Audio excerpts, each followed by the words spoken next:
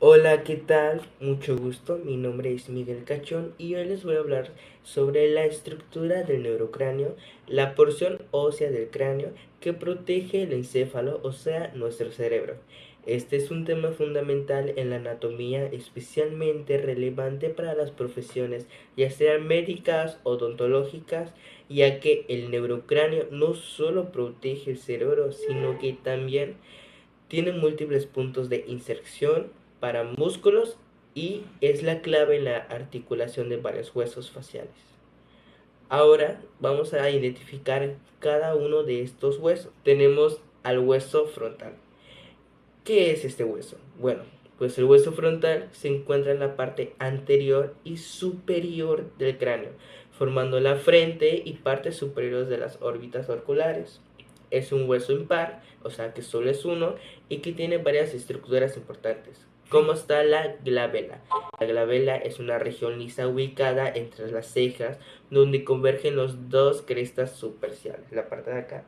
El seno frontal son cavidades, que se encuentran dentro del hueso, justo detrás de la frente, y tienen relevancia en la resonancia de la voz y la reducción del peso del cráneo. Y después está la escama frontal. Es la porción vertical que forma la frente y se articula con los huesos nasales y cigomáticos, parietales, esfenoides y etmoides. Como segundo hueso tenemos a los parietales.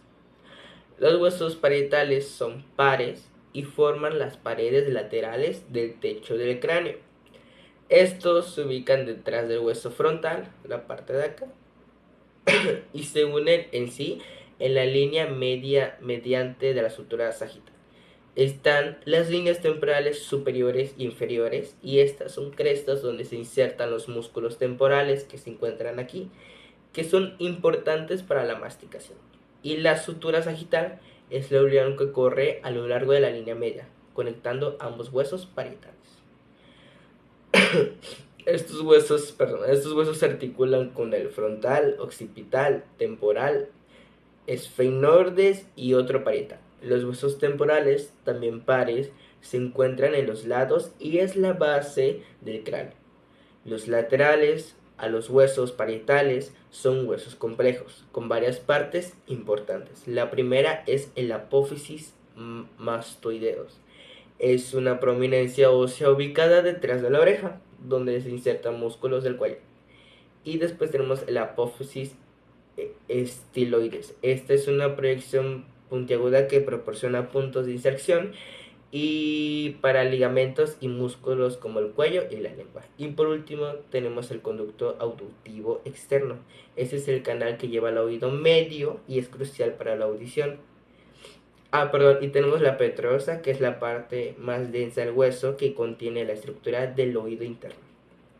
Ahora, los huesos temporales se articulan con los huesos parietales, esfenoides, occipital y con la mandíbula.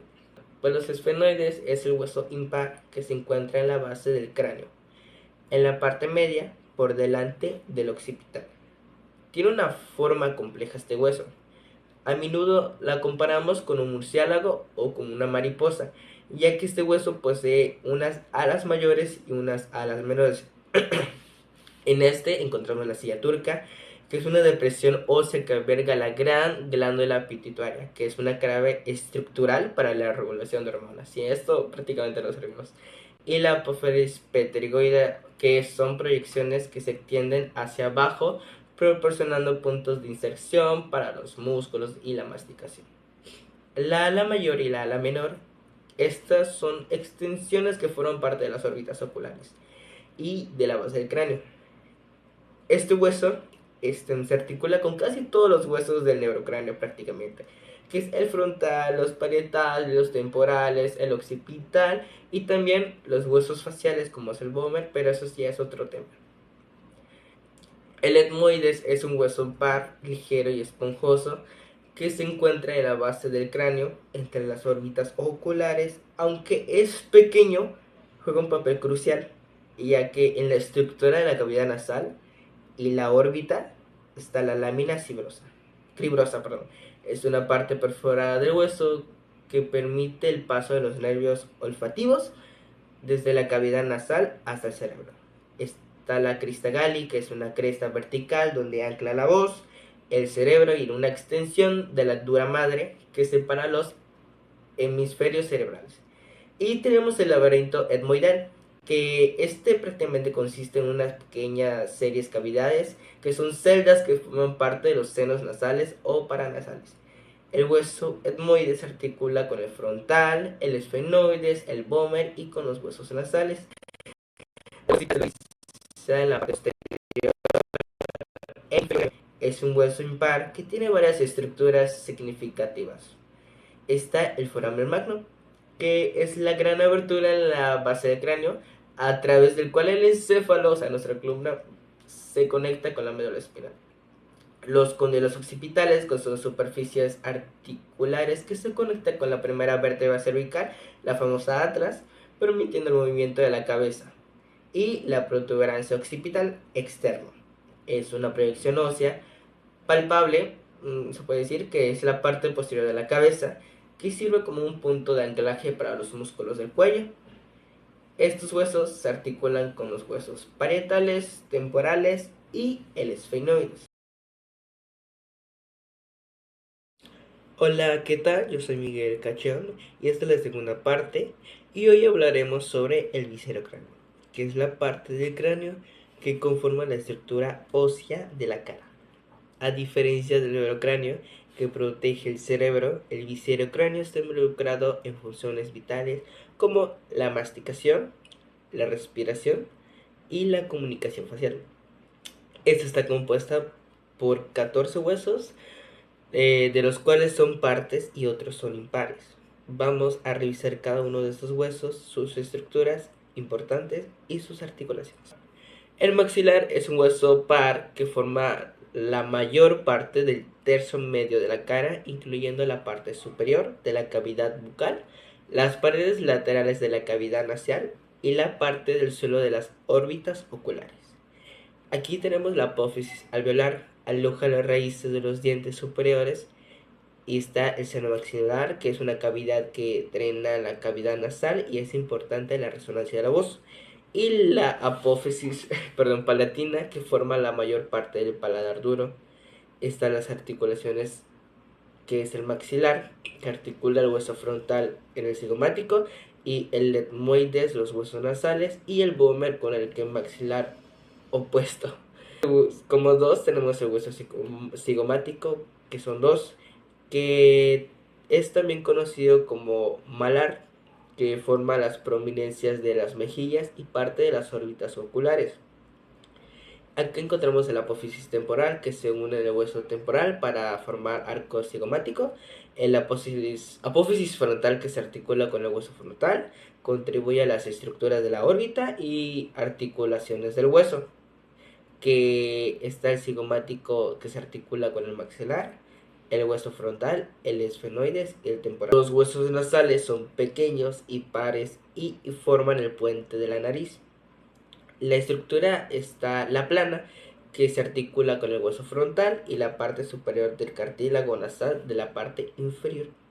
Y las articulaciones, que son la articulan entre sí con el hueso frontal y el maxilar y el etmoides. El hueso lagrimal es el más pequeño de los huesos del viscerocráneo y se encuentra en la parte medial del ojo de la órbita. El surco lagrimal conduce al conducto nasolagrimal, que se drena las lágrimas desde la órbita hacia la cavidad nasal, o sea, lloras por la nariz.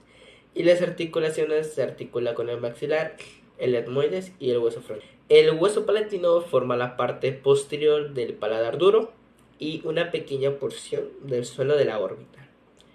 La lámina horizontal contribuye el paladar duro.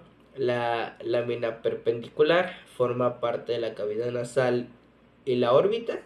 Y las articulaciones, está el esfenoides, el vómer y el hueso. Está el sexto, que son los cornetes nasales inferiores.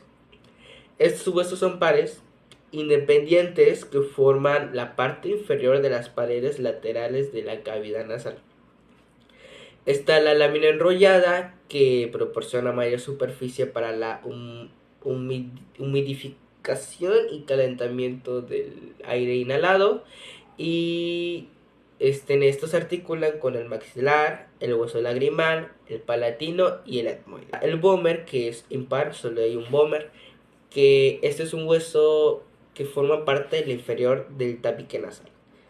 Está la lámina vertical, que divide la cavidad nasal en dos, izquierda y derecha, y contribuyendo a la separación de las fosas nasales. Después, este hueso se articula con el esfenoides, el etmoides, el maxilar y el palatino. La mandíbula es el único hueso móvil de cráneo y forma la mandíbula inferior. El apófisis condilar se articula con el hueso temporal en la articulación tempomandibular, y el apófisis conoroides proporciona un punto de inserción para el músculo temporal y es importante en la masticación. El apófisis alveolar contiene las raíces de los dientes inferiores, la parte de acá, y se articula únicamente con el hueso temporal a través de la articulación tempomandibular. Pues la conclusión es que al tener todo este ya conocimiento del viscerocráneo y del neurocráneo, pero sobre todo del viscerocráneo, esto es suma importancia en la anatomía facial, ya que tiene una aplicación directa en la odontología. Cada uno de estos huesos desempeña un papel crucial en la función masticatoria, en la expresión facial y en la protección de las estructuras importantes como son los ojos, las cavidades nasales y la boca. En la práctica odontológica, entender estas relaciones anatómicas permite realizar diagnósticos precisos y planificar tratamientos quirúrgicos y manejar correctamente casos como es el trauma facial.